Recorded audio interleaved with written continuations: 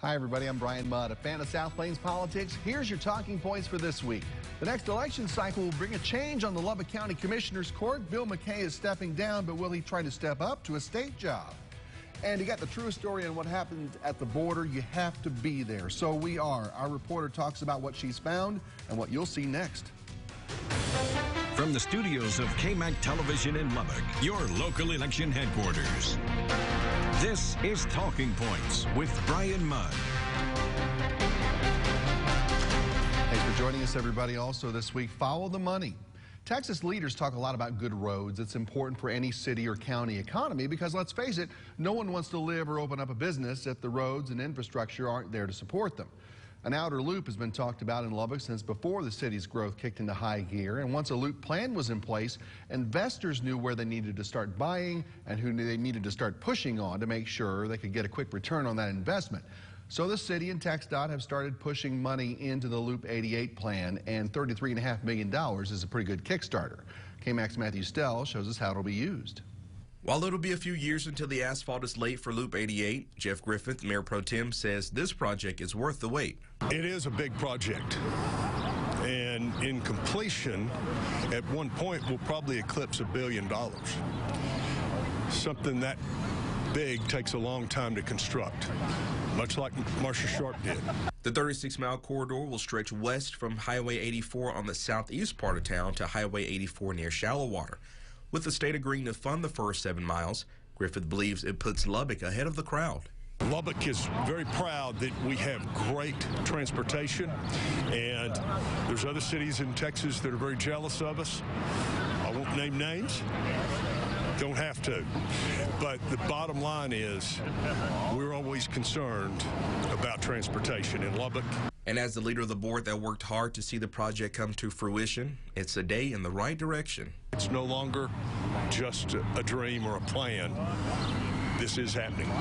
Matthew Stell, KMAC News. All right, thank you, Matthew. And Councilman Griffin sits in with us now for a little bit more about all this. Good to see you, my friend.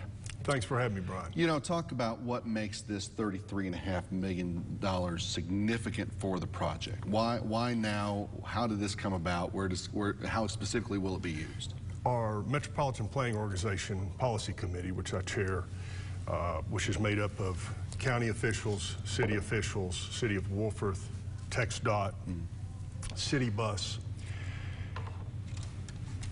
We voted several months ago to take $10 million of future highway project dollars and basically throw that out to TxDOT commissioners to say, we'll give a local match portion, in hoping that they'd understand how serious we were, that we wanted to go forward rapidly with this project, not piecemeal it and take even longer. And that was the talk earlier. We'll do this section, and then we'll pay for this section and that section, and then all this gets strung out even longer. Exactly. All right.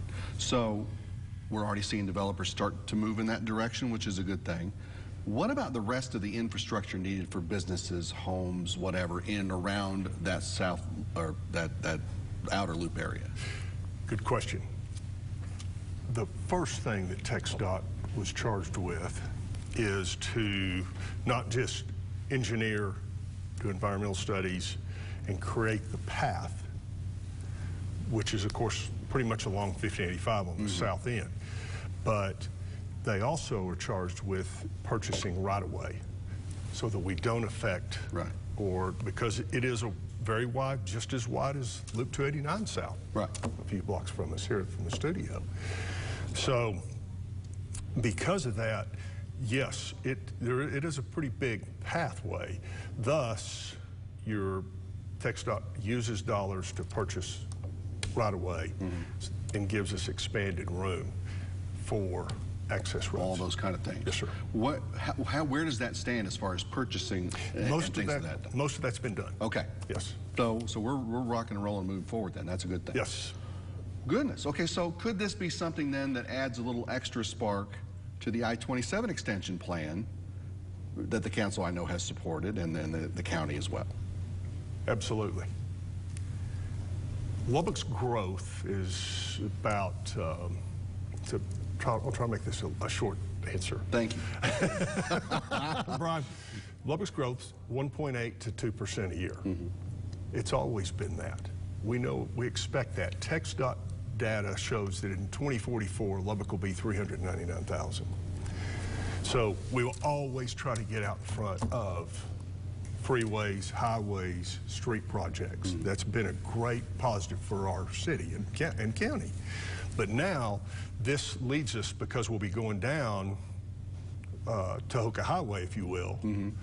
This is a great time for us to continue the push for I-27 South. It is a great time, and we know this is a very long-term project. We will not stop with that. Serious business, that's what I like to hear. City budget season wrapped up. Tax bump again to help pay for the new policing and the safety plans. We knew that was coming. Where are we on land, by the way, for that third substation? Have we figured out that yet? Yes, and thanks for asking. That land was pretty much donated by developers. It'll be the corridor off of Erskine and Frankfurt. We have a fire station there, and it'll be just west of Frankfurt on Erskine. And so, yes, we have all three placements.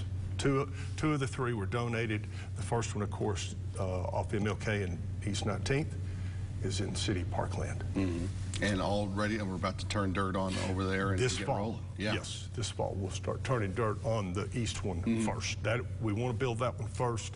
The second will be the one in the South Indiana, 146th, and then the third will be on the northwest side. Yes. Any budget ideas that did not get in this time around you think might need to be a priority sooner rather than later? That's a great question. I don't have a really good answer for you. That's probably a good thing, though. Well, we analyzed it really well. We're very proud of this budget, even though it was a 1 cent increase. Our stormwater rate's going down, offset that quite a bit as far as household expense, but the ultimate is water will always be a priority. The move to LP&L into the ERCOT grid is a priority today, but I believe that we'll have a council goal-setting session in about a month to where we'll start to analyze the future needs to really answer your question. All right. We expect you back then with a full report. Thank you, sir. All right. Councilman Jeff Griffin, good to see you, my man. Good to see you. And let's do this week's poll question. Do you support the House Speaker's decision to formally start an impeachment inquiry into President Trump? Talk to us on our KMAC News Facebook page and on everythinglubbock.com. Click on Talking Points and give us your opinion.